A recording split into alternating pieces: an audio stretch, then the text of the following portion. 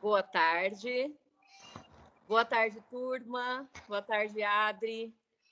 Boa tarde, Natália. Com muita alegria, a gente começa hoje a nossa aula da disciplina Pedagogia Freiriana, Educação Linguística e Linguística Aplicada, no programa de pós-graduação em Letras da Universidade Federal do Paraná. Eu e a Adriana, com a honra de receber aqui uma amiga, parceira, colega de trabalho, Natália Labella Sanches, dentro de uma programação de encontros com profissionais ou pessoas profissionais que tenham relações freirianas. Então, hoje, a Natália vem compartilhar com a gente um pouquinho da experiência dela, a convite das alunas Gláucia, Suzana e Márcia, que vão moderar essa tarde com a gente. E eu vou apresentar a Natália e depois passo a palavra para elas, então. Então, a Natália é graduada em Letras e tem mestrado em Estudos da Linguagem pela Universidade Estadual do Paraná, doutorado em Linguística Aplicada pela Unicinos e é docente da Universidade Federal do Rio Grande do Sul atualmente. Tem experiência em diferentes áreas dentro da educação e seus focos principais de atuação são ensino de espanhol, gêneros, capacidades de linguagem, produção de material didático e ensino-aprendizagem de línguas para fins específicos. Hoje ela vem compartilhar com a gente, especialmente uma experiência que ela teve na educação básica, que tenho certeza que marcou bastante a vida dela, e eu tive o prazer de acompanhar bem de pertinho com ela esse processo. Natália é uma grande amiga que a gente encontrou desde o mestrado na UEL e que a gente segue juntas até hoje, embora em cidades diferentes. Então, obrigada, Nath. Passo a palavra para vocês agora.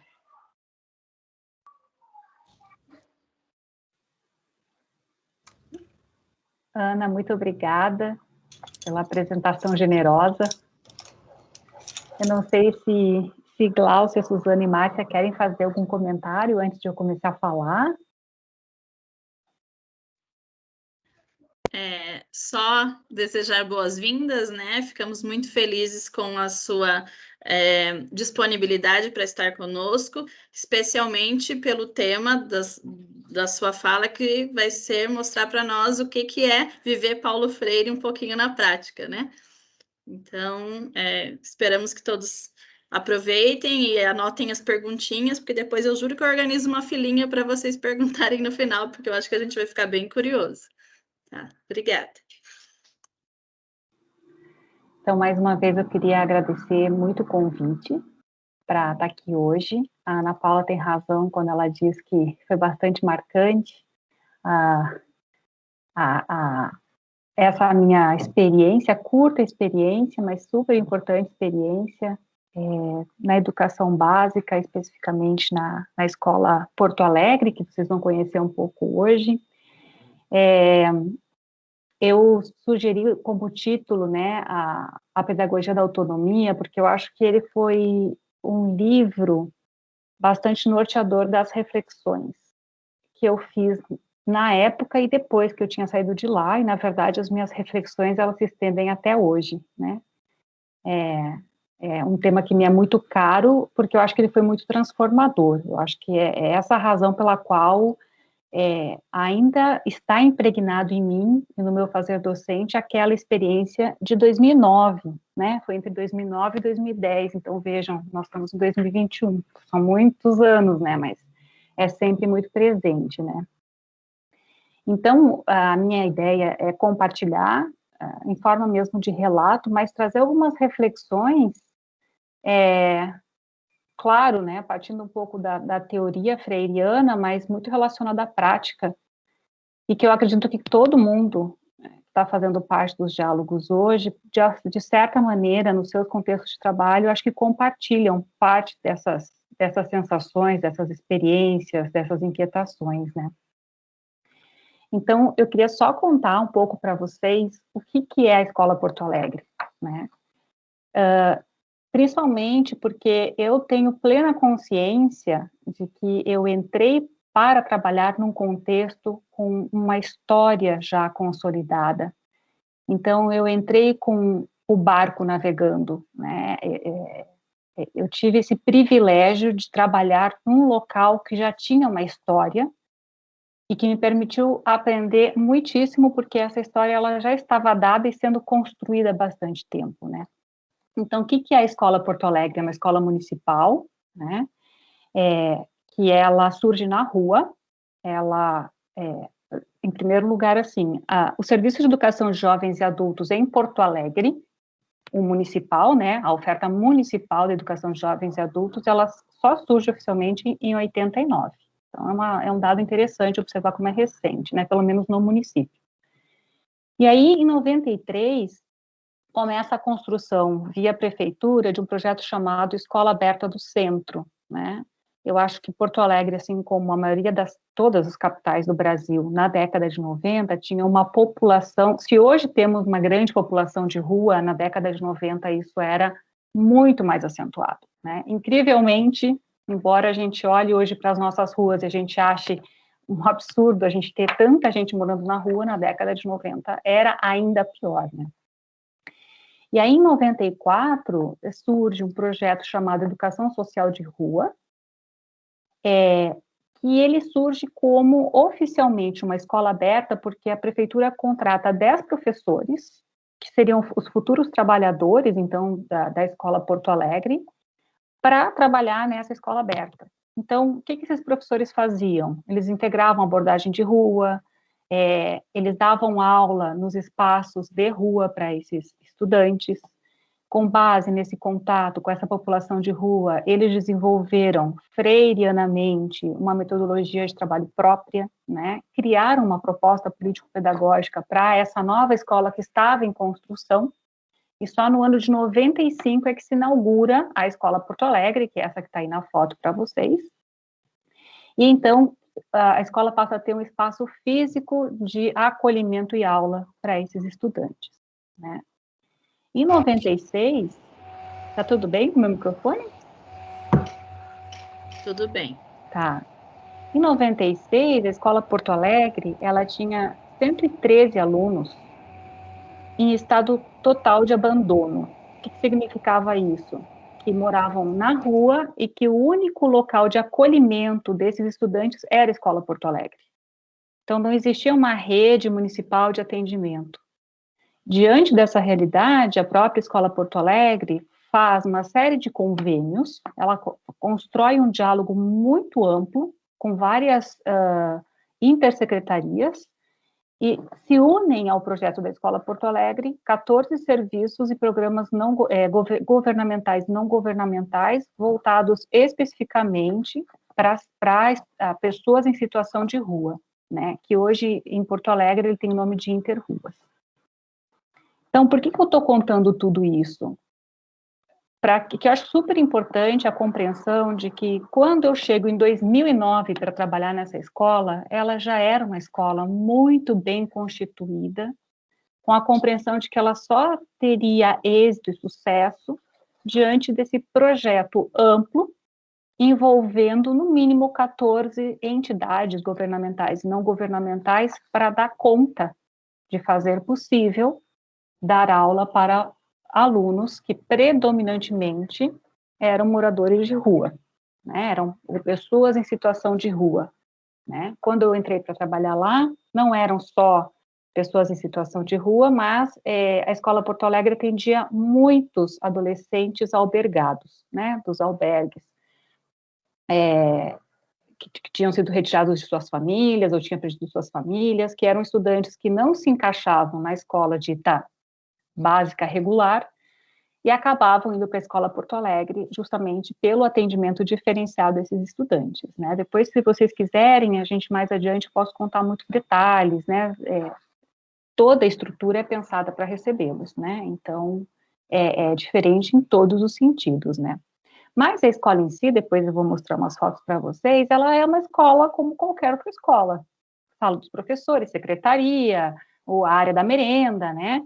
O que a Escola Porto Alegre tem de diferencial é um setor de trabalho, um núcleo para desenvolver a possibilidade de trabalho, sempre através do artesanato, no caso ali é papel artesanal, e tem uma sala de artes muito espaçosa, onde as aulas de artes acontecem através da cerâmica, pelo menos na época em que eu trabalhava lá era cerâmica o forte, então esses trabalhos que mexem com as manualidades, mas também a formação para o trabalho, né? Considerando que, às vezes, é a única referência de desenvolvimento, de compreensão de estar no mundo, a escola também se preocupava com essa questão. Então, ela é conhecida em Porto Alegre como uma escola diferenciada, e ela é uma escola, eu deixei, depois a Glaucia e as meninas podem passar pelo chat, se elas quiserem, eu mandei pelo WhatsApp para a Glaucia, várias reportagens sobre a Escola Porto Alegre. E aí eu coloquei aí um subtítulo, que é a existência da EPA sempre sob ameaça do poder público, porque toda vez que temos mudança de governo municipal, eles querem fechar a escola. Razão, eles não atendem o número suficiente de alunos que justifique a manutenção do espaço. Então, a coisa do quantidade versus qualidade, né, ou quantidade versus especificidades, né, então, é uma luta constante manter a escola aberta. Por sorte, temos sempre vereadores e vereadoras muito atuantes, dentro e fora da escola, né, entendendo a importância desse espaço. Então, eu entro num espaço muito desenvolvido, né, um espaço pronto, mas ainda em construção, mas como vocês podem ver, eu acredito que parte dessa experiência tão enriquecedora e estremecedora em todos os sentidos, ela só aconteceu como aconteceu porque a escola é inteira pensada para ser como ela é, né? Então, eu me vejo só como mais um grão de areia que entra lá, né, para se somar a tudo que acontecia, e os impactos foram muito mais sobre mim do que sobre o ensinar espanhol naquele espaço, né? Então, eu coloquei essa nuvem de palavras aqui, porque em 2009 eu era muitas coisas, né? Dentro da minha identidade profissional, né? Eu já era mestre, eu já dava aula há 13 anos, entendia bastante de ensino e gênero de texto, né? Já tinha trabalhado, gente, como acho que a maioria de nós acontece, em todos os contextos possíveis e inimagináveis de trabalho. Já tinha dado aula no ensino fundamental, no ensino médio, educação pública, educação privada, já tinha dado aula em especialização, já tinha dado aula na universidade, já tinha dado aula em educação de jovens e adultos, e aquela coisa, né, que a gente vai construindo a carreira e no começo a gente faz muitas coisas, então eu chego lá com aquela vamos dizer assim, ideia de identidade de muita experiência, e de certa maneira, né, sim, eu tinha bastante experiência, eu tinha passado por muitos contextos, tinha dado aula em muitos lugares para pessoas muito diferentes, mas, ao chegar, né, ao passar para o concurso público e ao entender e ao desejar trabalhar na Escola Porto Alegre, eu já sabia que aquilo era um dos desafios mais intensos e imensos da minha vida. Em especial porque eu sempre fui daquelas pessoas preocupadas com, assim, ai, será que eu estou dando aula direito? Será que eu estou fazendo direito? Será que está certo? Será que eu vou por esse caminho? Ai, que frustrante. Então, assim, essa coisa também do até excesso de reflexão no sentido de que às vezes a gente ultrapassa e vira sofrimento, sabe? Reflexão, sofrimento, né?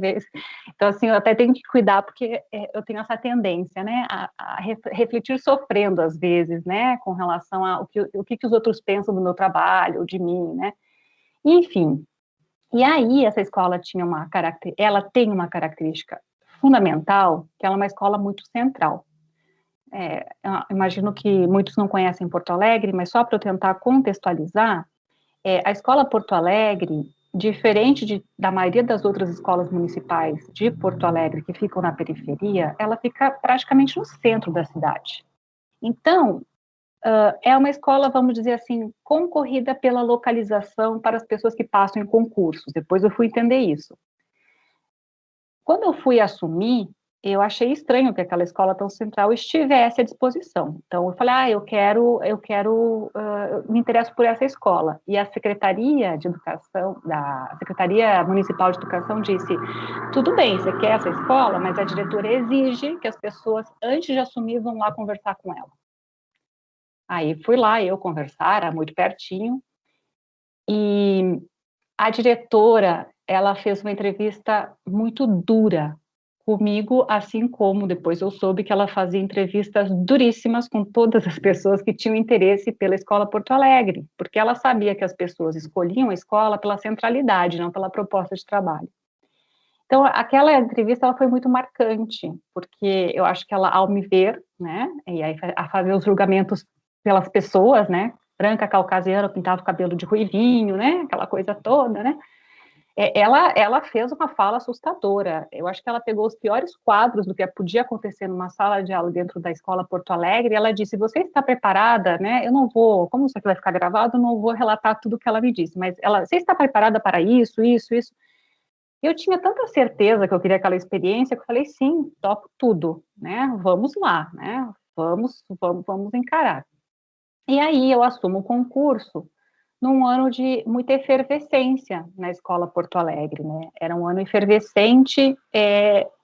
Eu hoje percebo que era uma equipe, né, muito renovada, eram muitos concursados novos, mais uma equipe que já conhecia a Escola Porto Alegre há muito tempo. Então, esse entrar nessa equipe, integrar essa equipe, fazer parte daquele contexto de trabalho, hoje eu percebo que também foi um pouco um golpe de sorte. Por que eu digo isso? Porque tive a oportunidade de participar de um projeto belíssimo, que eu vou tentar contar um pouco para vocês qual foi.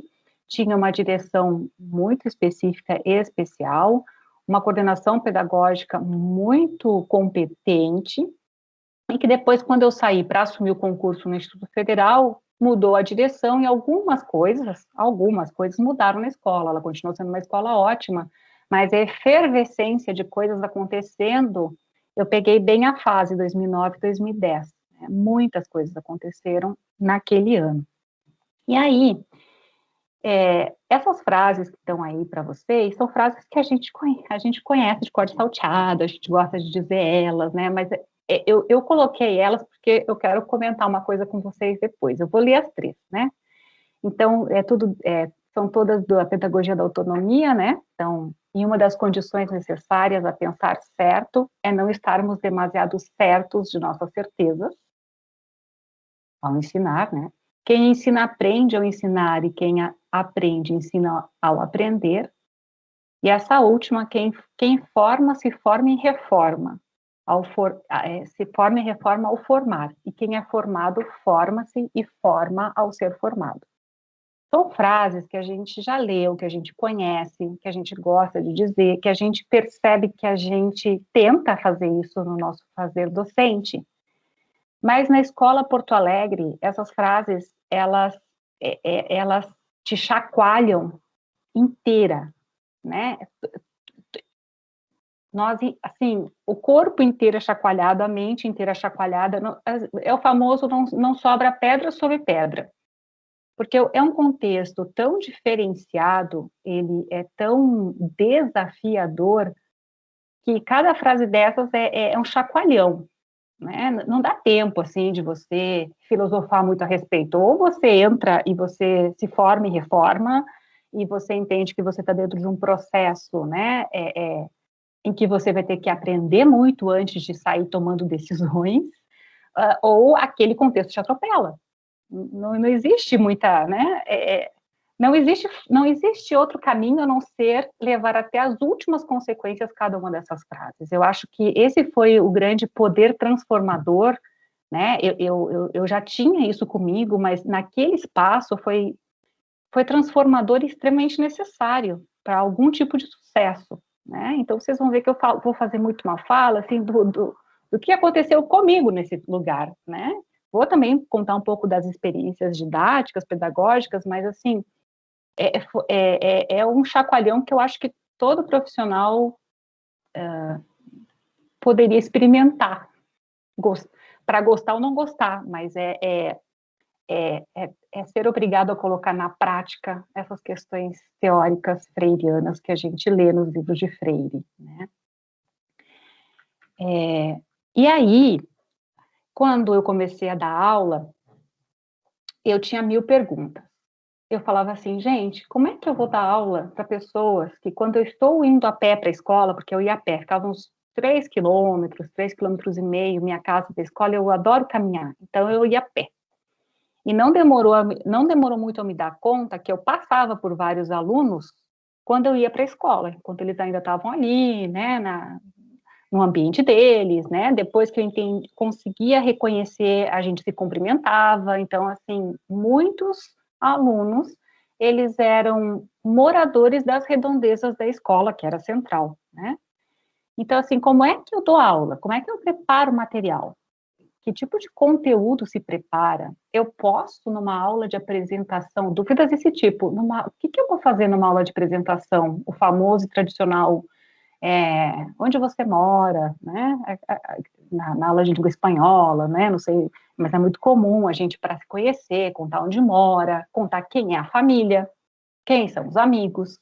Na minha cabeça era assim, eu posso fazer esse tipo de pergunta para os alunos? Como é que eles vão falar da família deles? Como é que eles vão contar para mim onde eles moram? Eu posso trabalhar a famosa também, o gênero, né? Ficha de dados cadastrais, se trabalha isso? Posso trabalhar? Como é que funciona? Então, eu tinha perguntas das mais básicas às mais complexas. Como é que eu preparo uma aula inicial e o que eu faço depois, né? E aí, na minha ânsia de não saber para onde ir direito, eu segui 2 caminhos.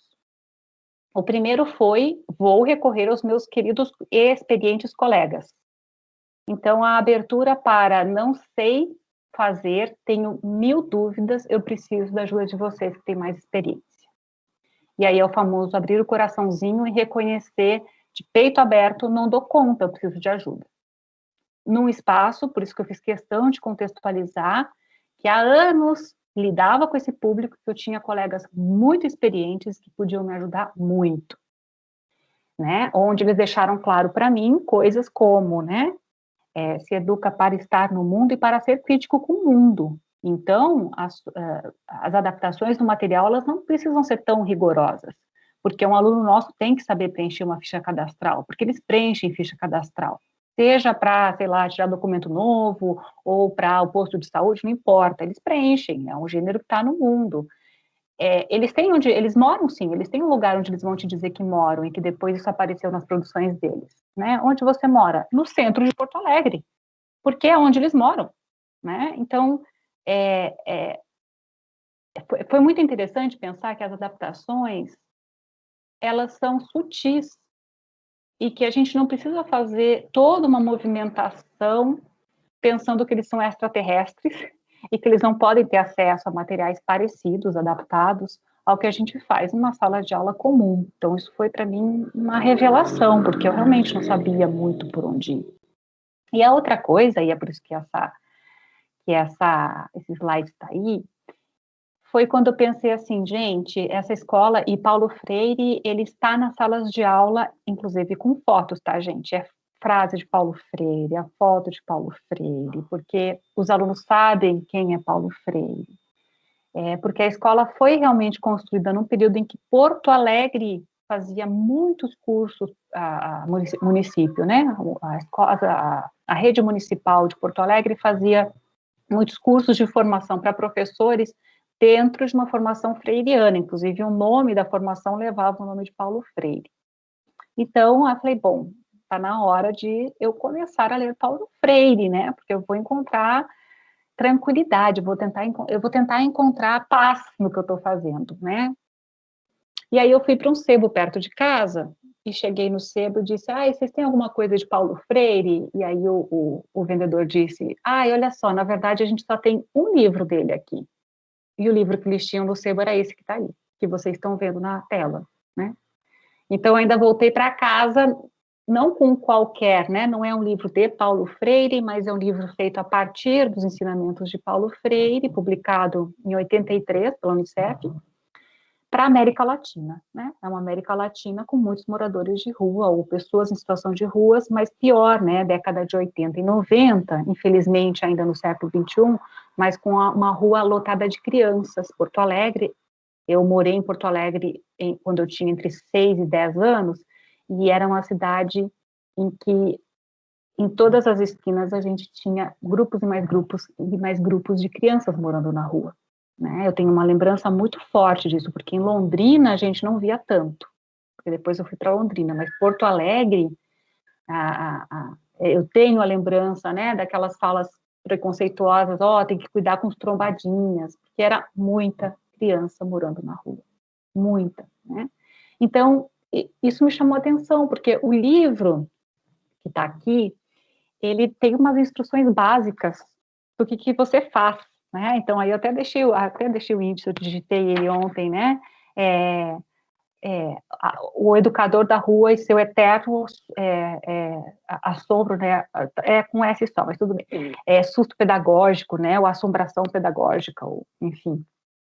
E aqui no livro, inclusive, eles explicam, assim, como abordar as crianças, como abordar as pessoas de rua. Então, assim, era um manual do tipo, vá ser feliz fazendo esse trabalho, porque há como fazer, né? Então, foi uma série de coisas que chegaram até mim de uma maneira muito interessante e que me trouxeram mais tranquilidade, porque quando a gente lê a Pedagogia da Autonomia, eu separei poucos trechos para a fala de hoje, mas ele dá muitos caminhos interessantes.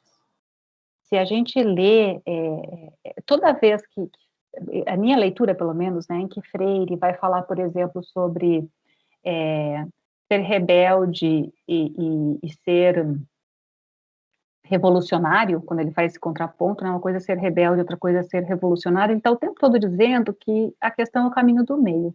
Não dá para deixar de ser rebelde, mas a gente tem que se transformar em revolucionários, né?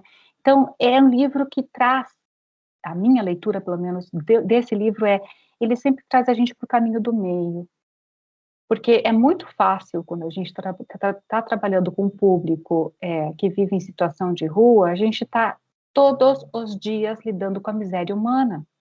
Nós estamos todos os dias com aqueles educandos, né, que tanto nos ensinam, com as suas misérias humanas, reflexo de uma sociedade super injusta, né, desigual. Então, assim, se a gente cai no coitadismo, como docentes, se a gente cai na vitimização, se a gente cai num espaço que não é o educativo, que era uma preocupação constante da equipe pedagógica, que não caíssemos nisso como professores novos naquele espaço, a gente não consegue educar. Então, a gente não pode fechar os olhos para aquela realidade, mas a gente tem que aprender a lidar com os nossos sentimentos em relação a isso, porque o nosso papel ali não é tratar eles de coitados, não é dizer que eles são vítimas, é justamente o contrário. Né? Em cada ação pedagógica, em cada aula preparada, em cada projeto construído, entendê-los como sujeitos de uma sociedade injusta, para que eles tenham condições mínimas ou chances mínimas de talvez sair daquela situação. E eu já adianto para vocês que é extremamente raro o fato de eles terminarem o ensino médio, eles conseguirem sair da situação de rua. É muito raro, porque uma escola não consegue modificar uma realidade que é social. Eles até podem terminar o ensino médio, o ensino fundamental, desculpem, que até o ensino fundamental, mas isso não vai fazer eles conseguirem rapidamente o emprego, porque eles saem da escola Porto Alegre e caem na sociedade, que é a sociedade que a gente conhece, né? Então, essa compreensão de que nós temos um limite, que nós temos que ficar em paz com esse limite pedagógico, é também muito importante. E eu acho que a pedagogia da autonomia nos ensina, e quando eu falo cada página da pedagogia da autonomia, além das frases, é um chacoalhão do tipo, olha, internaliza, porque senão você não vai dar conta. É fato, né? É minha leitura, pelo menos, tá? Uma leitura muito pessoal da pedagogia da autonomia. Enfim, vou seguir. E aí, ô Gláucia, eu só falei com a Gláucia, mas Gláucia, Suzana e Márcia, ou Márcia, como é que eu estou de tempo? Só porque eu não quero também roubar o tempo das perguntas. Temos tempo ainda, nosso horário é até 15 para as 4. 15 para as 4. Deixa eu pegar incrivelmente, eu não consigo ver nenhum dos relógios. 15 para as 4. Ah, então tá. Uma hora. Então tá bom. Bom, então, essa é a parte, assim, a Natália, ser humano, docente, lá dentro, tentando se entender, né? E aí, o que a Natália, ser humano, docente, fez nesse único ano, porque em seguida eu passei, né? Eu sempre falo que eu estaria trabalhando na Escola Porto Alegre até hoje, né? Mas é que não tem como comparar você ganhar R$ 1.500 de salário, que é o que eu ganhava na época, com passar num concurso em que você ganha mais de 4.000, que foi o que me aconteceu, né? Mas se não fossem questões financeiras, vocês não tenham dúvida de que eu ainda estaria lá, né?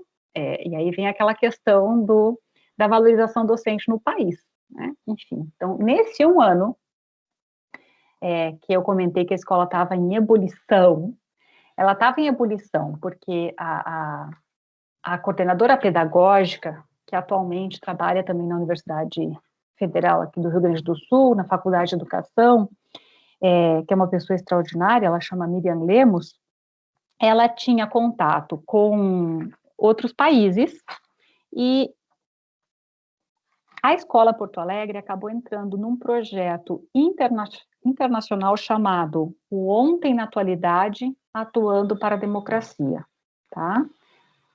Esse projeto o objetivo desse projeto era refletir sobre diversas ditaduras e estados totalitários ocorridos em 4 países, que era Espanha, Alemanha, Argentina e Brasil, para que, resgatando essa história dos estados totalitários e as ditaduras, não repetíssemos o passado, né? Ironicamente, dá para dizer que não estamos indo muito bem, mas a ideia desse projeto era que esses 4 países participassem conjuntamente das discussões, de uma discussão internacional sobre as ditaduras nesses espaços, né, nesses países. Então, a Miriam conseguiu fazer com que não só o Brasil tivesse participação, mas a Escola Porto Alegre tivesse participação, porque em cada país uma escola tinha que ter participação. Inclusive, uma das etapas do projeto era reunir esses jovens, todos esses jovens de todos esses países, durante um mês, e aí o país escolhido foi a Espanha, então já adianto, nós tivemos 3 jovens que participaram dessa viagem, viajaram para a Espanha, passaram um mês, não me lembro se 3 semanas ou um mês, reunidos com os jovens dos outros países, né? Então, era um projeto importante, significativo e muito sério. E aí a escola inteira começou a se mexer em torno do projeto internacional. Eu já tinha tido algumas experiências interdisciplinares, que sempre é muito recomendável, já tinha aprendido na amarra o que é um projeto interdisciplinar, inclusive com isso nos outros espaços em que eu trabalhei, né? Com bronca dos meus colegas de outras áreas, dizendo, isso não é interdisciplinar, Natália, interdisciplinar, então assim, aprendi muito, né? Pelo bem e pela pancada também, em alguns momentos, né? Sobre o que é realmente um projeto interdisciplinar.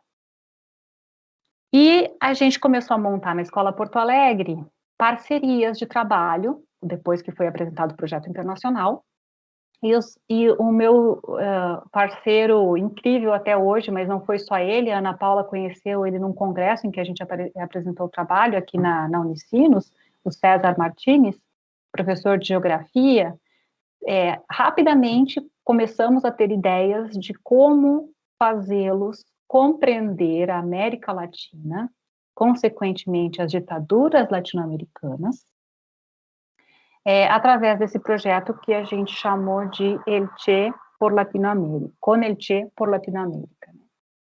para muito além do significado ideológico que pode ter a figura de Che Guevara, que os alunos sabiam quem era e conheciam, a gente tinha como mote, eu não sei se está no próximo slide, a gente tinha como mote esse filme, né? Esse filme, Diário de Motocicleta, quem não viu, recomendo muito, é belíssimo, mas porque ele nos interessava pedagogicamente, além de politicamente, né? Socialmente, né? Mas para o professor de geografia era um filme muito caro, porque possibilitaria que os alunos dele compreendessem o que era o mundo além de Porto Alegre. E aí eu fui aprender muitas coisas sobre geografia com esse colega, né? Por exemplo, a enorme dificuldade que estudantes adultos que não puderam estar na escola no momento correto, em que as abstrações, em que há o desenvolvimento de abstrações, de conceitos ali, 11, 12, 13 anos, né, toda a capacidade de construir conceitos abstratos, o professor de geografia tinha um problema sério que era, os alunos não entendiam que era fronteira. Eles não conseguiam entender o conceito de fronteira, né, eram jovens e adultos, mas se não era concreto, eles não entendiam, né, então, assim, são coisas que eu nunca tinha parado para pensar, né, que a construção abstrata do que é uma fronteira, o conceito, ele precisa ser concreto para alguns alunos. Então, assim, existia um motivo pedagógico, que era, através desse personagem tão simbólico, gostando ou não gostando dele, é um personagem importante da história, em que ele faz essa viagem, ele sai da Argentina e vai até a Venezuela. E para o professor de geografia era também muito importante a compreensão dos alunos de que, enquanto a viagem ia acontecendo, mudava relevo, mudava a forma de vestir, mudava a questão étnica, né, os traços das pessoas, a questão de línguas, e aí, né, eu, no caso. E, bom, vocês podem imaginar que, para quem é professor de espanhol, esse filme é perfeito, por vários motivos, que conversam plenamente bem com a geografia, né? Além do professor de geografia, a gente também teve, e aí eu vou voltar um pouquinho aqui, a gente também teve as professoras de cerâmica, né, que fizeram toda uma releitura da cerâmica andina, inca especificamente. A professora de ciências também entrou no projeto. Eu falo, assim, é que o César e eu fomos os que começamos, e aí depois a gente começou a convidar pessoas, né? Então a gente convidou a colega de ciências, porque no filme o personagem chega num leprosário na Venezuela, então toda a questão da hanseníase, que a gente já tinha casos em Porto Alegre em 2009, da reincidência dessa doença, em especial nos moradores, nas pessoas em situação de rua. Então, ela já aproveitou para ensinar sobre o bacilo, para ensinar sobre as consequências da doença, fazer toda uma reflexão social sobre o isolamento dessas pessoas naquela época. Chegaram a estudar até o leprosário, chamado de leprosário, que ainda temos ativo em Porto Alegre, não mais com pessoas com hanseníase, mas com pessoas que têm as sequelas da hanseníase que nunca conseguiram reinserção social. Então, isso também entrou na sala de aula, porque a professora de ciências sabia do que nem eu, nem o César sabíamos, né? Então, foi um trabalho de muita construção conjunta. O professor César entrou várias vezes na minha aula, eu entrei várias vezes na aula dele, o professor depois de educação física também entrou, mas eu nunca trabalhei num lugar assim, tenho uma saudade imensa de dar aula de um jeito completamente diferente do mais comum, né? Não vou nem dizer tradicional, vou dizer comum, né? Que é a possibilidade de construção contínua e diálogo de conhecimentos o tempo todo com esses alunos como protagonistas, porque eu estou contando agora um pouco do lado de nós, como professores, né, cheio de ideias, e como é que a gente vai fazer, e como é que a gente vai se integrar ao projeto, mas, claro, o projeto ele só aconteceu porque nós tínhamos alunos e alunas engajadíssimos na proposta, né, do jeito deles, né? Vocês podem imaginar que uma sala de aula na Escola Porto Alegre não se comporta como uma sala de aula de uma escola de educação básica comum, né? Então, dentro daquela cultura, né, dos vários contratos pedagógicos que os alunos tinham com a escola e com a direção e conosco, porque, obviamente, tinha toda uma estrutura eles chamavam de contratos pedagógicos, né, e aí, como o contrato pedagógico não pode entrar na escola drogado, não, ou seja, uma série de coisas que os alunos sabiam que eram as regras para ter o direito ao acesso àquele espaço, né, então, isso tudo era sempre construído, né, inclusive, o contrato pedagógico era uma construção coletiva entre coordenação, professores e alunos, e todos os meses tínhamos assembleias para falar das coisas boas e ruins da escola e colocar os pingos nos is com todo mundo. Porque se não existe essa construção entre coordenação pedagógica, direção, professores e estudantes, não tem aula, não tem escola, não tem fazer educativo, não tem como, né? Ou é todo mundo junto ou não é ninguém, né? Então, isso também é uma outra coisa que nunca tinha presenciado, visto, aprendi muito, né, especificamente essas questões mais de gestão democrática dos espaços, eu tenho uma lembrança muito carinhosa e, na medida do possível, faço adaptações para os meus contextos atuais, porque é muito possível, né. Bom, e eu queria mostrar um pouco para vocês o tema gerador, tanto para mim como para o professor de geografia, né, era reconhecer-se como latino-americano e conhecer um pouco da América Latina. Mas eu queria fazer alguns comentários, aqui tem a questão, né, ou seja, o eixo norteador do trabalho do espanhol, então, enfim, não vou entrar em detalhes, mas, assim, o planejamento era um planejamento muito sério, no sentido, assim, de não é fazer de qualquer jeito, né, bom, então, o que eu vou fazer com a turma de alunos que seriam do 6º e 7º ano. O gênero vão ser as biografias, vamos ler biografias de personalidades importantes, impactantes no mundo hispânico, né? Vamos fazer também autobiografias, que é o falar de si, enfim, adaptações de produções de acordo com as possibilidades dos alunos, né? Aí no 5º, no 7º, no T5, que é 7º e 8º ano, seria a exposição oral, que tem uns exemplos. Eu quero, na verdade, comentar mais sobre 3 produções, que eu gosto muito de compartilhar o que aconteceu nessas produções.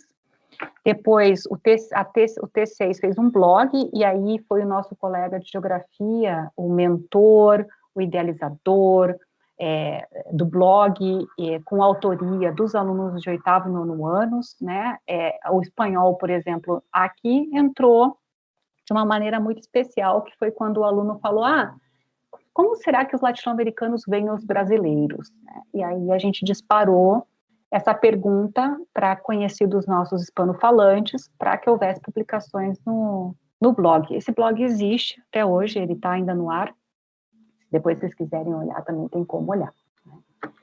Mas eu queria comentar com vocês algumas coisas que me chamam até hoje profundamente a atenção em propostas que a gente costuma fazer, como pelo menos eu, né, e meus colegas de espanhol, aquela coisa do vamos conhecer um pouco o mundo hispânico, né, vamos dividir os países entre os alunos para que eles conheçam e apresentem questões culturais, né, o que eles acharem interessante sobre esses países, porque acontece muito dos alunos começarem a estudar espanhol e não saber quantos países falam espanhol, quantos países estão na América Latina, quantos estão na Europa, nem tem ideia de que tem um país que fala espanhol, uma ex-colônia, né, espanhola, mas um país, a Guiné Equatorial, como um país africano, né, com língua oficial, que é o espanhol, enfim, toda aquela questão que a gente sempre tem que estar ali incentivando que as pessoas se identifiquem como latino-americanos. E aí eu queria comentar com vocês esse slide. A turma, o T5, né, que fez os slides, foi um trabalho muito interessante, porque eles tiveram que fazer muitas coisas novas. Nós tínhamos um laboratório de informática com uma professora de informática muito atuante, então nós tínhamos esse recurso. E a minha ideia era fazê-los entender que eles podiam usar a internet para ir além de usar o Messenger na época, e acho que era o Orkut, acho que eram essas coisas que eles usavam. Eles podiam usar a internet para descobrir o mundo, em espanhol. Então, esse trabalho exigiu que eles aprendessem a buscar informações no Google, e saber fazer isso em espanhol, encontrar páginas a partir páginas que lhes interessassem, selecionar informações relevantes. A única coisa que eu não fiz foi prendê-los. Falar, o país é esse, e aí você vê se você vai querer ir mais pela comida, pela arte, pela geografia, né? O que você quiser, né? A questão étnica. E esse aluno especificamente, ele era um excelente ceramista, um excelente escultor, né? Daquelas mentes brilhantes. Tem trabalhos dele no site da escola. Fazia coisas assim, esculturas do tamanho de uma pessoa, e eram coisas belíssimas. Ele era muito ligado à arte. E ele escolheu falar do quê? De artesanato. Até aí tudo bem. É comum os nossos alunos se encantarem pelos artesanatos e falarem dos artesanatos, mas vocês devem ter tido tempo de ler a maneira como ele interpreta a questão. Em nenhum outro contexto, até hoje, eu tive alunos que liam, eles liam para além do vender artesanato. Ele analisou a mulher artesã, e ele estava mais interessado em interpretar o que era aquilo no mundo. São coisas que, por mais que a gente tente desenvolver com outros alunos em outros contextos, eu não sei se a gente chegaria, se a gente conseguiria ter esse tipo de leitura de mundo, né? E aí a gente se dá conta o quanto a gente lê o mundo de uma maneira muito limitada. Então ele faz isso, né? Ele vai dizer que é uma mulher guerreira, isso é tudo produção dele, né? Eu não intervim, eu não fiz intervenções vendendo os seus produtos. E aí ele reforça, né? Mulher esforçada vendendo os seus produtos. E é emocionante ver isso. Então, assim, não é o tipo de trabalho que a gente vê em outros contextos. No máximo que a gente ia ver é artesã vendendo tal coisa, tal coisa, tal coisa, com muitas cores, né? Não sei se vocês estão de acordo comigo, mas pela minha experiência é isso que aconteceria, né? E depois ele faz isso, né? Ele interpreta o artesanato, ele dá um título para o artesanato. Olha o título, né? Olha a delicadeza, né? A bela flor do fruto. E aí ele vai descrever a cena, né? Então, menina, menino e o bebê, emocionando e cantando com a sua forma de vestir. Uma peça que chama atenção pela pintura. Um trabalho pode ser feito também em argila. Então, eu gosto muito e guardo até hoje esses trabalhos, porque quando a gente dá espaço para eles se desenvolverem, para eles colocarem a leitura de mundo deles, eles fazem coisas que, não sei, eu nunca faria. Eu, Natália, nunca teria ido por esse caminho, nunca teria olhado para além. É isso que eles fazem, né? Eles olham para além. É uma coisa muito... É muito lindo, né? E só é possível porque a gente cria espaços pedagógicos em que eles estão ali o tempo todo construindo e sendo eles. Eles estão sendo eles, né? E aqui, a gente, isso aqui foi acho que também foi com a T5, inclusive o rapaz que está embaixo, agachadinho, é o artesão, esse que eu falei para vocês, né? O Paulo. Enfim, essas fotos todas, elas estão sempre bastante públicas, então não tem problema de eu mostrar o rosto para vocês, mas aqui foi o dia em que, na aula de geografia, finalmente foram construídas as fronteiras da América Latina, né? E por que eu estou mostrando isso? Turmas muito pequenas sempre, tá, gente? Sim, eu dava aula para 5, 6, 7 alunos, às vezes. Cheguei a dar várias aulas para 1 ou 2 alunos.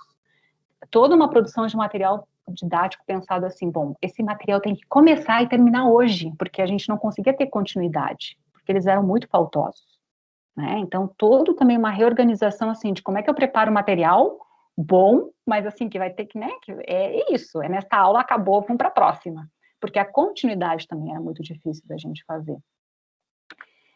E aí, reparem, isso que eles estão construindo aqui, nesse mapa temático, ele virou fundo de todas as ações do projeto. Isso aqui era uma palestra do projeto, então eu coloquei de propósito para vocês verem que eles deram esse título, né, eles acharam que era legal chamar o nome do filme, colocar o nome do filme no painel, quando ele tinha por Latinoamérica. Aqui, depois, nós fizemos, assim, eu nunca fiz tanta coisa como professora num ano, acho que é por isso que eu morro de saudade daquela escola.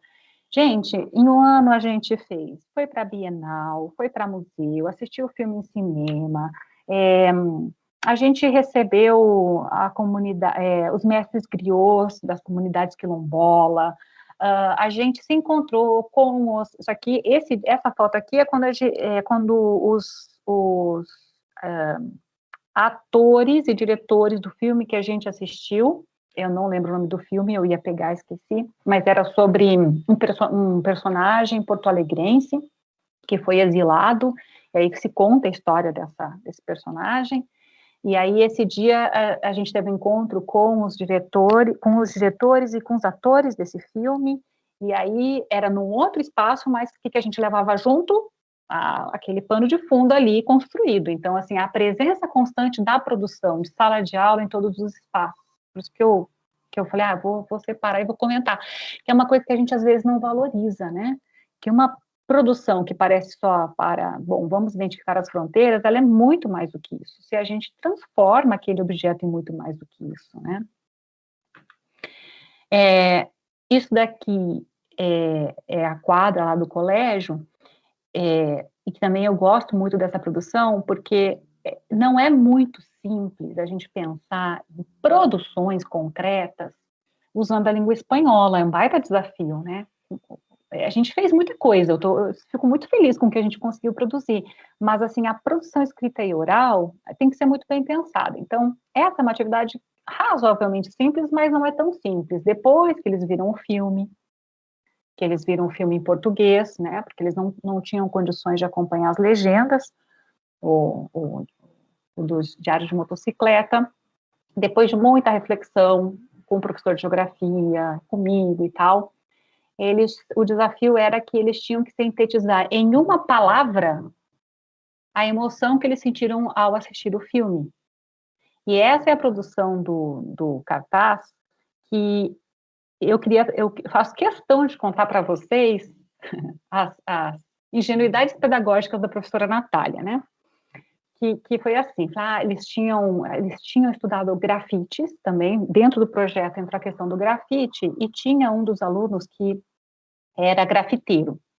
Então, eu pensei, vou juntar o conhecimento desse aluno que é grafiteiro e, com base nas palavras que eles selecionaram, nós vamos montar um painel grafite. E aí eles estavam, enfim, foi um dia um pouco mais difícil, né? Estava difícil da gente conseguir chegar num consenso de como construir a coisa. E eu acabei tomando a frente e dizendo, então nós vamos para a quadra, nós vamos escrever as palavras, vocês já separaram, já procuraram no dicionário, então vamos lá. E aí, eles começaram a produzir e eu falei para eles, mas gente, o grafite não tem que ter uma cor de fundo? Não é assim? E aí o moço que entendia de grafite disse, claro, professora, mas você começou a fazer tudo antes de mim, a primeira coisa que a gente tinha que ter feito era primeiro ter pintado todo o fundo de branco e deixado secar de um dia para o outro, para depois escrever as palavras. Enfim, o fato de eu não considerar, por ingenuidade, não por qualquer, assim, eu não... Eu estou compartilhando, assim, porque eu acho que é justo compartilhar algumas ingenuidades, que eu chamo de ingenuidades pedagógicas, né? Não foi por mal, não foi por desrespeitar o aluno, foi porque eu queria que a atividade saísse. Só que faltou eu consultar o expert em grafite para ele explicar tudo o que tinha que acontecer, né? Então, eu vejo com muita serenidade esse processo, porque isso me ensinou muito dali para frente. Quer fazer coisa nova e você não é expert no assunto, consulte os experts, não saia dizendo como tem que ser tudo, né? E aí vocês podem ver que eles são felizes da vida ali construindo, né? Mesmo sem o fundo que tinha que ter sido branco, sei lá de que cor. E aí eles escolhem palavras muito interessantes, né, sobre o filme. Então, eles vão falar amizade, paz, harmonia, união. E eu acredito que a seleção de cada uma das palavras foi profunda para eles, né? E para quem olha de fora, sem conhecer o contexto todo de produção desse cartaz, que eu estou chamando agora de cartaz, mas era para ser um mural grafite, só vai ver um cartaz com 4 ou 5 palavras. Mas tudo que está por trás da construção de cada uma dessas palavras é um processo muito amplo, que envolve muitas pessoas, que envolve muitos componentes curriculares, uma construção imensa, assim, que não é só da Natália, professora de espanhol.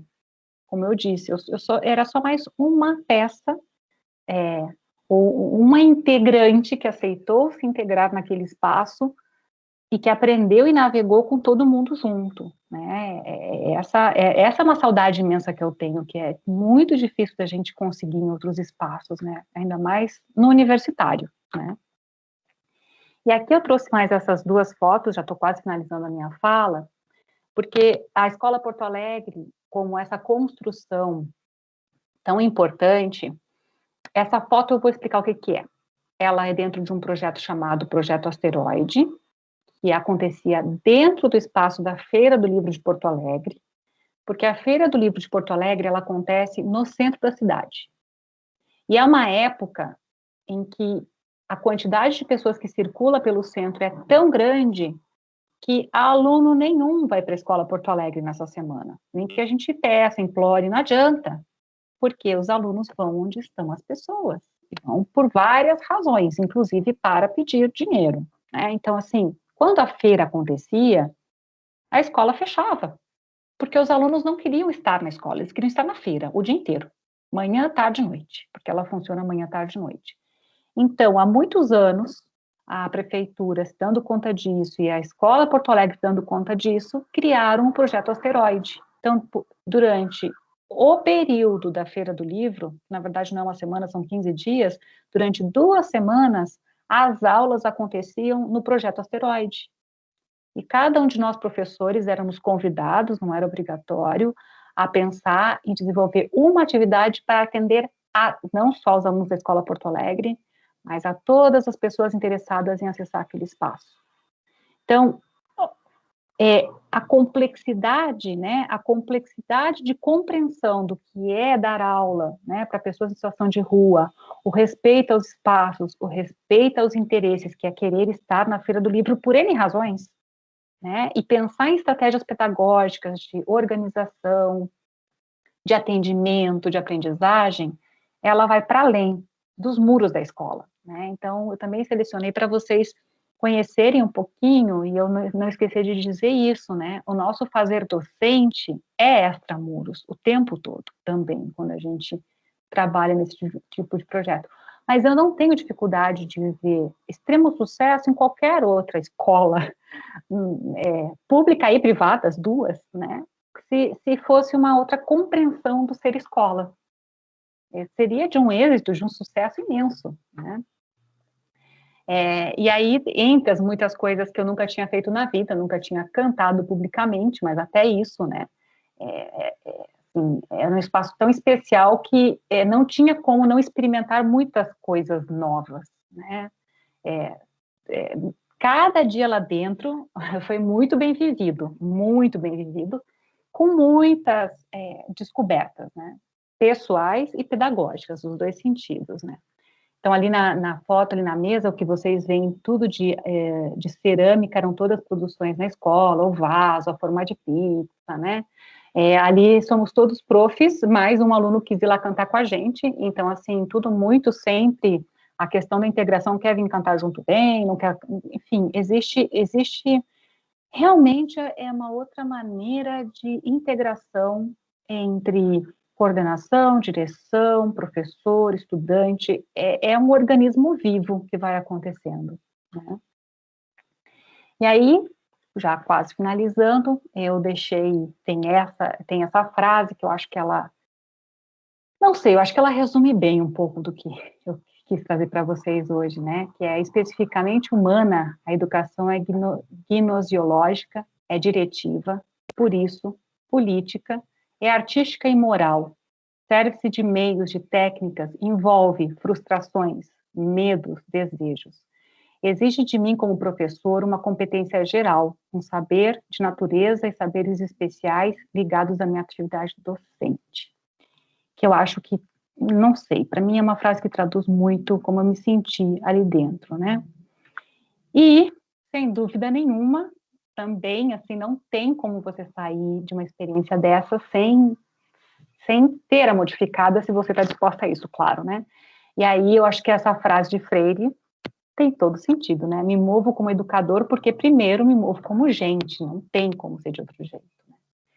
Então era isso que eu queria compartilhar com vocês, com imensa saudade desse trabalho que eu fiz, ainda pensando como é que eu consigo, via universidade, pensar em projetos de pesquisa e extensão em que eu possa canalizar mais energia para o ensino na diversidade, é o meu desafio para o futuro, mas enfim, é isso, gente. Muito obrigada.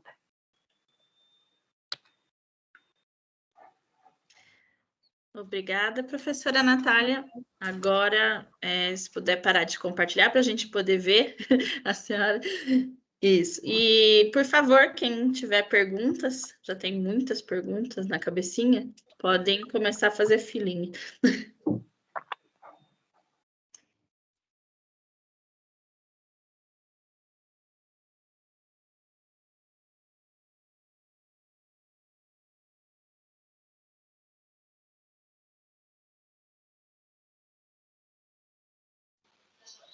Bom, eu vou quebrar o gelo começando a pedir para ela explicar um pouquinho mais de algumas coisas, pode ser?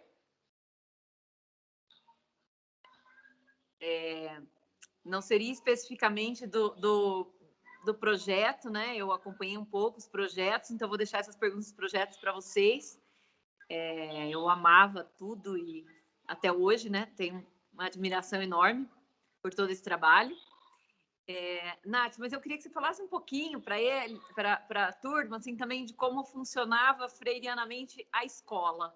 Eu lembro que você me contava e me marcava muito, assim, por exemplo, as reuniões em que os alunos faziam parte de maneira muito ativa, como eles chegavam na escola, como que era possível eles tomarem banho. Algumas dessas experiências eu acho que são muito válidas, muito importantes para todo mundo conhecer melhor. Obrigada. Obrigada, Ana. Gente, ensino remoto, né? Eu vou ter que atender a porta. Vocês esperam só um pouquinho? Desculpa, estou sozinha em casa. Só um minutinho.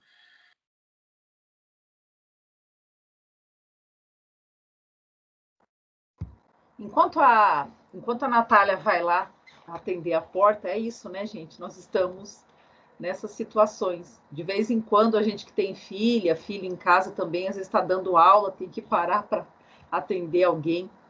E isso é normal. Mas vocês sabem que uma das coisas que eu estava pensando aqui, a partir da fala da Natália, queria saber o que vocês acham.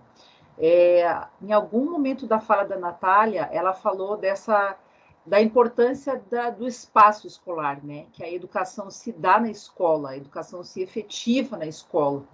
E aí eu fiquei pensando nessas experiências de ensino remoto que todas e todos nós estamos vivendo atualmente, porque é o que a gente consegue hoje fazer minimamente. E quão complexo que é isso, não é? Não ter esse espaço, assim, de estar, né? De corpo presente, assim, junto com as alunas e os alunos. Fiquei pensando nisso, assim, não é uma pergunta para a Natália, na verdade, é um sentimento que me veio, né? Que difícil que a gente está vivendo esse momento de não estar nesses espaços, né, com as nossas alunas e os alunos. Ou seja, que educação é essa aí? Será que a gente está fazendo educação? Ai, Natália, tô aqui, já tomei aqui, já comecei a falar umas coisas aqui. Eu queria ter ouvido, mas depois você conta de novo. Gente, desculpa, Tá, mas assim, tocaram 3 vezes o interfone, eu falei, gente, alguém tá morrendo, era o correio. Desculpa, mas eu tive que ir. Não tem problema. A Ana perguntou, né, desses momentos que mais freirianos, né? O que eu percebi, assim, construção de contrato pedagógico era uma coisa que era nitidamente para mim freiriana. porque o Freire coloca muito a questão da importância dos limites sem ser autoritário. Né? Na pedagogia da autonomia tem muito isso. Gente, a gente não pode confundir liberdade, autoridade, assim, liberdade, sim, mas o que é liberdade? Autoridade, sim, mas o que é autoridade? Né? Ou autoridade não, mas o que é autoridade? Então, o contrato pedagógico era claramente um contrato de boa convivência para um público que não é fácil, né? Não é que eles não sejam fáceis, é que estar em espaços institucionalizados é difícil. Né? Então, é uma construção coletiva para estar no espaço institucionalizado que é a escola. Então, todos eles tinham clareza desse contrato pedagógico, mas o interessante é que não é só que eles recebiam o contrato pedagógico, eles construíam junto o contrato pedagógico. E ele era revisitado todos os meses, onde todo mundo, eles e nós dizíamos, isso aqui não está legal, isso aqui está bom, isso aqui não sei o quê, né? E aí existia uma construção de uma clareza do que estava funcionando ou não, nesse contrato de limites saudáveis, seja por parte dos docentes, que também precisamos de limites, seja por parte deles, né? Então, essa era uma prática que nos levava algumas horas, às vezes, e era o dia para fazer isso. Não importava o tempo que fosse levar, ele ia ser construído. A outra coisa, que inclusive eu até separei, essa semana eu reli o Pedagogia da Autonomia, e que tem uma passagem que Freire comenta do Danilson, em que ele vai dizer que esse educador popular leva Freire para visitar a favela na comunidade onde ele dava aula, né? E aí ele vai falar da importância do educador conhecer o contexto dos seus estudantes, né?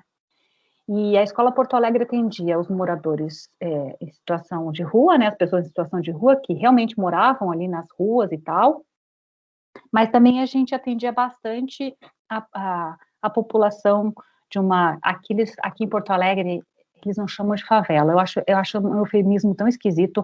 Em Porto Alegre a gente chama as favelas de vilas. Então, né, tinha uma vila perto da escola chamada Chocolatão, e aí, acho que na terceira ou quarta semana de trabalho minha na Escola Porto Alegre, numa das reuniões pedagógicas, a coordenadora pedagógica disse, olha só, a maioria dos nossos alunos vem do Chocolatão. Eu tenho uma proposta, que os professores novos vão comigo até o Chocolatão para conhecer a comunidade. Quem quer? Porque nada era imposto, era proposto. E aí ficou claro para mim que era uma sinalização de vocês precisam conhecer os nossos alunos e as nossas alunas. Né? Então, aquela visita de um lugar extremamente central, que fica a poucos metros ali do Guaíba, daquelas belezas naturais, né? Um lugar muito precário, hoje não existe mais, eles foram removidos para o além do além da periferia de Porto Alegre, enfim, essas coisas que as pessoas fazem, né? Mas, enfim, fez parte do processo de entender o que era a Escola Porto Alegre. Ela nos fez esse convite e nós fomos conhecer a Vila Chocolatão. Ela conhecia todos os moradores, ela conhecia as moradoras, as crianças, né? Então, essa apresentação desse espaço também. A questão da avaliação. A avaliação, ela era completamente diferenciada, e não é que a gente aprovava, porque assim, não era assim, mas também era uma construção, aluno por aluno, situação por situação, desenvolvimento por desenvolvimento, e eles depois eram chamados, depois que a gente fazia as avaliações, para apresentarmos o quadro avaliativo, explicar a situação de avaliação deles, para eles realmente terem a compreensão de que ou eles tinham condições de passar, ou eles não tinham condições de passar, mas era uma coisa também construída junto.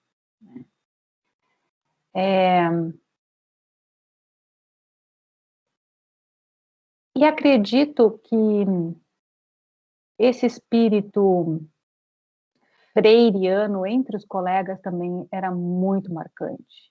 A solidariedade, o estar juntos, o não ter vergonha de falar dos problemas, das dificuldades, o de buscar soluções, ou de, às vezes, a gente ouviu o que não queria muito ouvir, mas era verdade, que tinha que ouvir, né? Que esse é um espaço de muita resistência nas escolas, dificilmente a gente permite que nos digam coisas, ou nos permitem que digamos coisas, né? Porque é feita de uma maneira, às vezes, agressiva e violenta. Eu acho que é por isso que um pouco a gente se retrai, né? E ali existia a compreensão de que éramos todos juntos e todas juntas, incluindo os alunos, né? Isso me marcou bastante, eu acho que... E a outra questão era a incrível consciência dos alunos. Eles eram muito conscientes do espaço deles no mundo. E não tinha ninguém inocente ali. Não tinha ninguém que tivesse ali, como a gente diz aqui, de sangue bom. Eles sabiam das suas condições. Eles tinham compreensão de por que eles estavam naquela situação. Eles fazem muito parte dos movimentos de rua aqui, das pessoas em situação de rua, movimentos políticos, eles fazem parte. Eu lembro muito, muito quando se começou a trabalhar mais a questão da violência na ditadura, que um dia eu cheguei na escola e até tinham sido os anos iniciais que eu não dava aula, eles tinham feito cartazes sobre como era o ontem, hoje, na atualidade, né? De que maneira aquelas torturas vivenciadas nas ditaduras estavam presentes na sociedade hoje.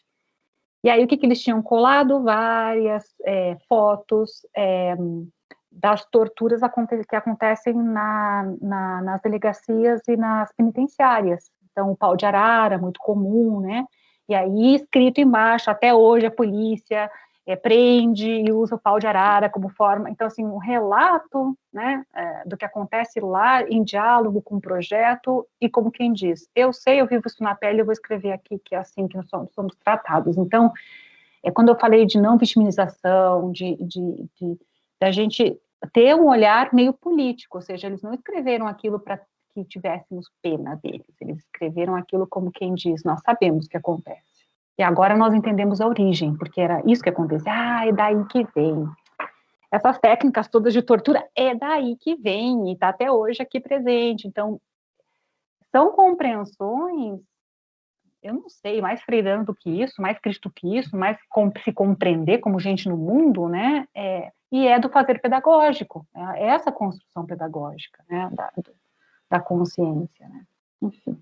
Não sei se eu respondi sua pergunta, Ana, e o pessoal, né? Mas enfim.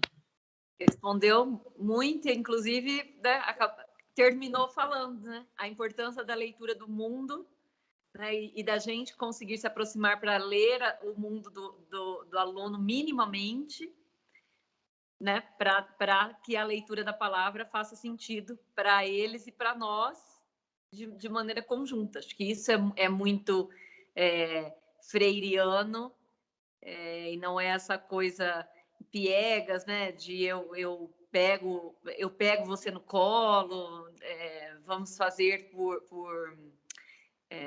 por pena, não era nada disso que acontecia ali, né? Era construção por aproximação. Vocês se aproximavam, se entendiam, tinham planejamento, construíam coisas que faziam sentido para todo mundo e todo mundo crescia junto. Então, essa ideia do ninguém ensina ninguém, né? Vocês aprendiam conjuntamente, estava todo mundo disposto a aprender, a construir junto, a vivenciar, enfim, acho que explicou muito bem, exemplificou muito bem o livro que a gente está discutindo hoje. Obrigada.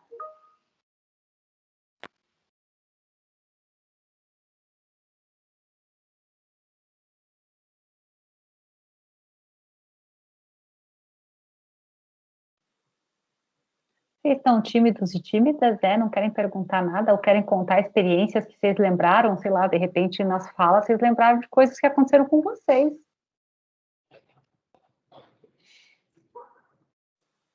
Acho que a Clarissa levantou a mão, né? Isso. Pode falar. Oi. Nossa, Natália, que super trabalho, né? Que super experiência na vida. É o tipo da experiência transformadora de tudo, né? Muito legal te ouvir falar sobre isso. Obrigada por compartilhar com a gente.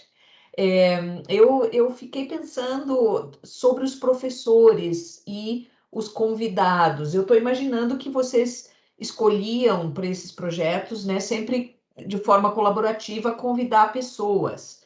E eu fico me perguntando se havia algum interesse de políticos de entrar na escola, de trabalhar com vocês, de, quem sabe, encampar esse projeto como um projeto social importante? Ou seja, como é que tu vê? E a escola existe até hoje, então como é que tá? Ela sobreviveu a tudo isso, né? Como é que é a relação da existência da escola com a estrutura política da Prefeitura de Porto Alegre?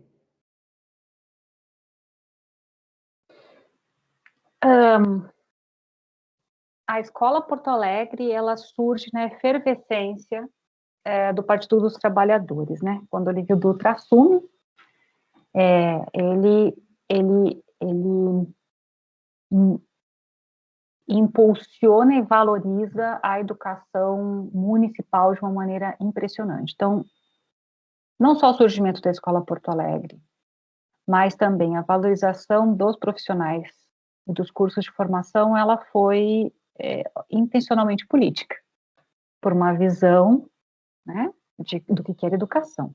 Então, ela surge e, por sorte, se fortalece muito a ponto de conseguir se manter até hoje. Hoje, a gente observa que, infelizmente, os governos dos últimos, 15 anos, eles tendem a olhar qualquer coisa da educação como número, que é o que eu comentava. Se a Escola Porto Alegre não está atendendo 300 pessoas, não é um espaço que deveria estar aberto. Porque eu não sei se hoje eles devem estar mais ou menos com 120 alunos matriculados. Então, pensem, 120 alunos matriculados com 10 ou 15 professores direcionados para aquele espaço. Ou seja, eu acho que é o que deveria acontecer em todas as escolas, mas a gente sabe que não é assim. E a escola só funciona, está viva e fazendo bem o seu trabalho porque a estrutura é desse jeito. É uma escola que ela não fecha porque ela tem muito apoio de muitos organismos, sejam ONGs, sejam projetos universitários. Existem muitos projetos que acontecem ali dentro, a partir da universidade. É um espaço muito bem atendido. Seria até interessante que outros espaços periféricos tivessem tanta atenção quanto a Escola Porto Alegre tem. E eu acho muito difícil esse espaço ser fechado, porque ele é muito conhecido. Eu coloquei ali os links de reportagem, assim, triscaram com a Escola Porto Alegre, já está na imprensa. Já está todo mundo falando, já estão explicando o que é, os alunos já estão dentro da Assembleia lutando pelos seus direitos.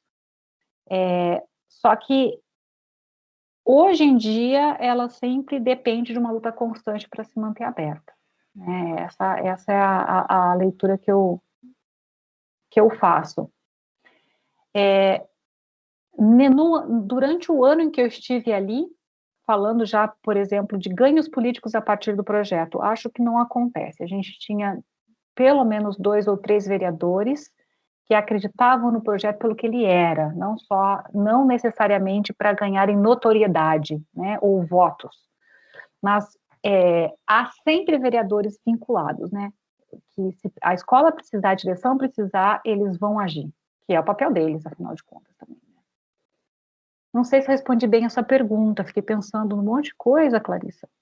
Não sei se eu respondi direito. Não, era isso que eu queria saber mesmo, Natália, obrigada. Se existia uma relação com vereadores, eventualmente com prefeitura em geral, assim. Então tem, mas é pouca, né? Basicamente é isso. Tem, mas está por um fio. Tá, obrigada.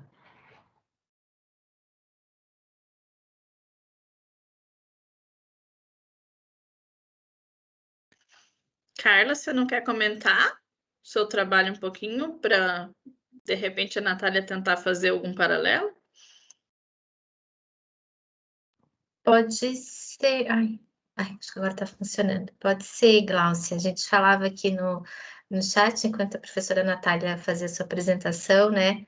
Que lembra que o trabalho desenvolvido na Escola Porto Alegre lembra, em alguma medida, o projeto de extensão que a gente tem aqui na Letras, da UFPR, que se chama PBMI, que é o Português Brasileiro para a Migração Humanitária.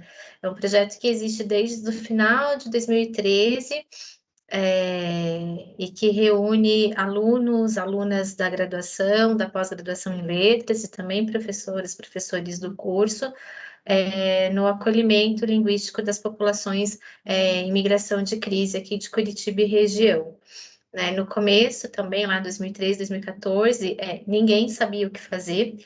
Esse projeto surge a partir de uma demanda da prefeitura aqui de Curitiba, que ligou no Centro de Línguas da universidade, porque a gente tem o português como língua estrangeira dentro do Centro de Línguas, e a prefeitura sabia disso, eles ligaram para a gente lá no CELIM, né, no Centro de Línguas, falando, olha, a gente está recebendo todos os dias ônibus com 200 haitianos, que estão vindo para cá para trabalhar. Na época era para finalizar a obra do estádio aqui da Copa do Mundo. E a gente eles precisam aprender português para ontem, a gente não tem como atender, então se virem aí na universidade. Foi o que a gente começou a fazer. Ninguém sabia fazer, ninguém tinha trabalhado com a população de imigração de crise antes, e foi muito interessante essa experiência, porque todo mundo aprendeu com todo mundo, assim, né, por mais que a gente estava ali trabalhando, né, eu era aluna da graduação, estava trabalhando com professores, não tinha essa história do professor chegar e ensinar para o aluno da graduação o que fazer, porque ele também não sabia o que fazer. Então, isso foi muito interessante, né? A questão do interdisciplinar também é muito importante dentro do projeto, porque ela foi chegando a partir das demandas dos alunos, das alunas atendidos pelo projeto. Então, a gente foi, né, eles pediram, por exemplo, para que a gente ajudasse eles a fazer currículo, porque eles queriam procurar emprego. E aí a gente falou, então tá bom, vamos para o laboratório de informática. A gente viu que tinha uma série de alunos que não sabiam ligar o computador. E aí fomos chamar o pessoal da informática, da ciência da computação, para fazer um curso de informática para esse pessoal. Né? Aí eles traziam muito para a gente a questão de desigualdade de salário, que eles conversavam com o pessoal, com os colegas brasileiros, e os brasileiros recebiam muito mais do que eles, e a gente não sabia como ajudar nesse sentido, fomos atrás do pessoal do direito. Muitas questões relacionadas a traumas emocionais da migração, né? Aí a gente também não tinha como fazer nada, não sabíamos como agir, fomos atrás da psicologia. E hoje esse projeto virou um programa de extensão, né? Tem o PBMI ainda como projeto de extensão, mas ele dá origem a um programa de extensão que reúne vários cursos aqui da universidade, de diversas áreas, cada um ali na sua área para acolher essas populações, né? Também uma população em situação de vulnerabilidade, seja econômica, moral, emocional, né? Todos os tipos de vulnerabilidade estão na sala de aula. Também as nossas aulas, os materiais, como não existia nada assim de português voltado para esse público, a gente começou a desenvolver essa metodologia que a gente chamou a gente cunhou numa reunião assim de porta giratória e virou o nome assim que roda em congressos e publicações, que é isso, a aula tem que começar, tem que ter um começo, meio e fim naquele encontro, porque no encontro seguinte você não sabe se aquele aluno vai estar de volta. Ele quer estar de volta, mas às vezes não tem dinheiro para passagem de ônibus, não tem o que comer, daí não tem como ir. Então é muito interessante ver esses paralelos com outras iniciativas, em outros contextos, claro, mas acho que todo mundo agindo dessa maneira, né, freiriana. E muito legal, porque o PBMI dá desdobramento para vários outros projetos. Hoje a gente tem um projeto de literatura que a gente vai comentar, eu, a Denise e a Marta, na nossa apresentação, mas para o finalzinho, né? A nossa apresentação vai ser mais no finalzinho da disciplina, pelo cronograma, mas é um trabalho de literatura produzido pelos alunos. Esse trabalho de literatura que surge em 2016 vai dar origem a um livro que a gente vai fazer com eles e vamos publicar, acho que vai ser um livro online, nós vamos publicar, que eles vão escrever, né, um grupo de alunos assim que está mais ligado às produções literárias, e é muito bacana, né, ver tudo isso acontecendo.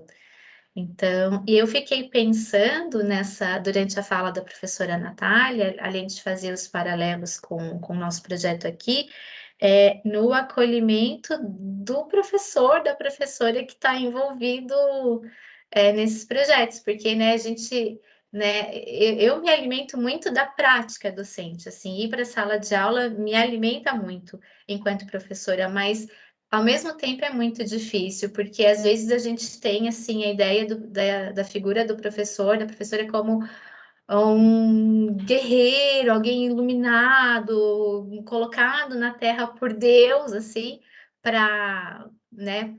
com essa missão de ir lá e ajudar outras pessoas. E é muito difícil, né?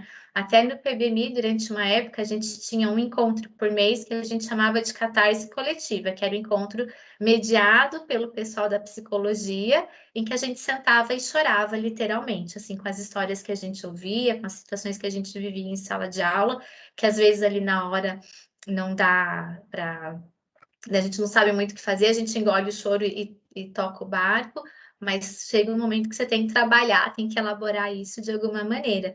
E aí queria até pedir para a professora que falasse um pouquinho sobre isso, sobre como era para vocês e como continua sendo lá na Escola Porto Alegre essa questão dessa autoajuda entre os professores, assim, desse acolhimento entre os professores, porque é difícil, né?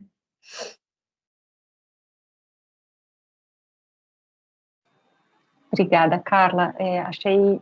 Não conhecia o projeto que você relatou, é extremamente importante, extremamente lindo, e realmente eu acho que tem muitas coisas que você disse que dialogam com o que eu comentei, né?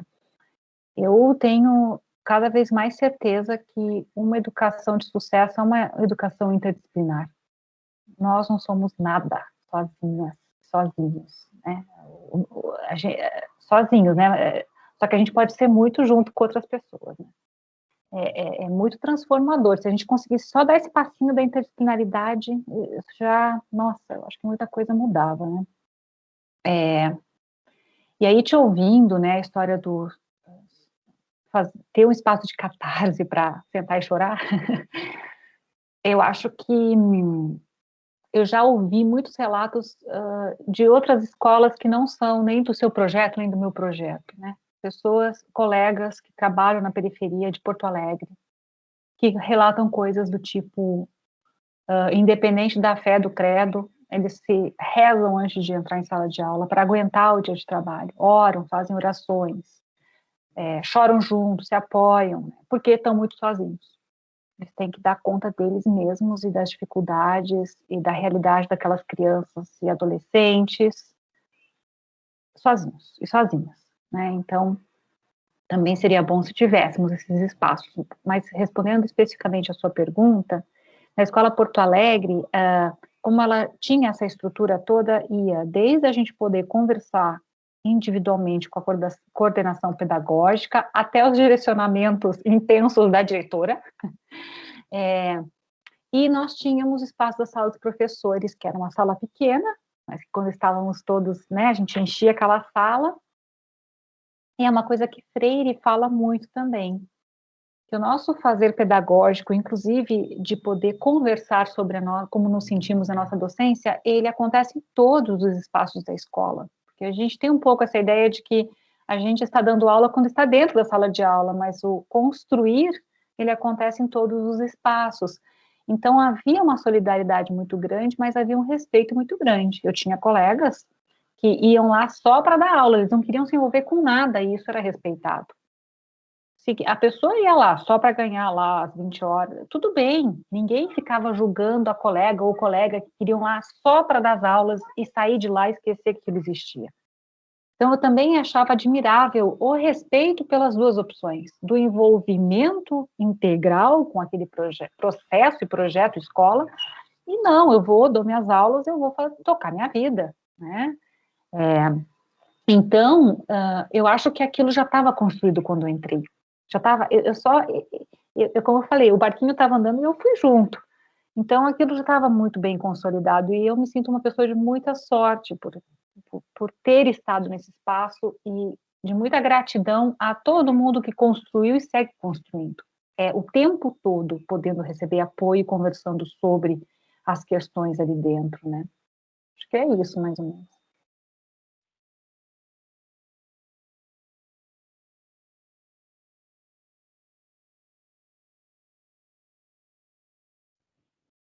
Agora, infelizmente, o nosso tempo está acabando, né? Então, acho que as professoras, nós como grupo gostaríamos de agradecer muito, né, a sua visita e essa conversa boa, né, inspiradora. Acho que é sempre inspirador conversar com professores, essa troca, a gente estava comentando ali no chat, essa troca, ela é essencial para a nossa vida como docentes, né? Não sei se a Ana quer falar alguma coisa ou a Adri, para daí a gente encerrar. Posso só fazer uma fala rápida? Vocês sabem que, como visitante, eu não tenho acesso ao chat. Deve ter acontecido muita coisa legal no chat. Aí depois, se vocês quiserem, vocês me mandam pelo WhatsApp ou pelo e-mail, para eu ver também, que eu fiquei curiosa, que é também uma forma de comunicação importante. Com certeza, Natália. Eu vou falar primeiro para deixar para a Ana falar por último, então. E aí a Ana encerra essa parte, né? Com certeza, toda a conversa do chat, ela fica gravada, né, automaticamente aqui na chamada. Depois eu me comprometo com você a selecionar essas conversas ali e mando para você, tá bom, Natália?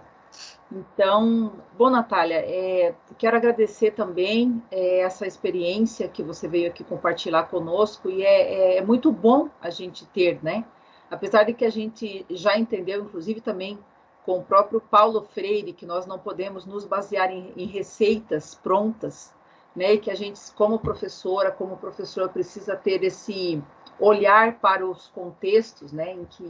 Em que atuamos, né? E em que vamos propor os nossos currículos, as nossas práticas, né? Mas é muito bom a gente ter pessoas que tragam para nós exemplos, né, de práticas que dão certo, que são sucesso, que são viáveis, né? Eu acho que isso é muito importante, apesar das dificuldades, e também trazendo as dificuldades, né? Eu acho que isso é bacana também.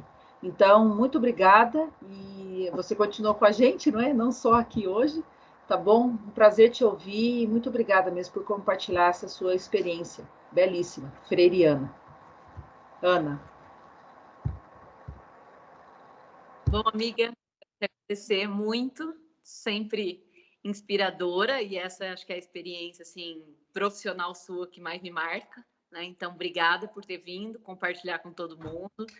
É mais um motivo que nos faz pensar muito na nossa responsabilidade ética, né? Como profissionais e muito mais como pessoas, né? E que é possível que, se a gente arregaçar as mangas, se encontrar com outras pessoas, se apoiar, escutar atentamente, a gente consegue fazer alguma coisa, né? A gente terminou a semana passada falando que não adiantaria fazer uma revolução porque iríamos exatamente como somos hoje, então começaríamos do mesmo lugar, mas a gente pode ir transformando aos poucos se a gente se ouvir e acreditar que dá para fazer alguma coisa. Então, te agradeço imensamente. Obrigada também, Gláucia, Márcia, Suzana, por terem organizado essa vinda da Natália para conversar com a gente. Obrigada, pessoal. Até a próxima.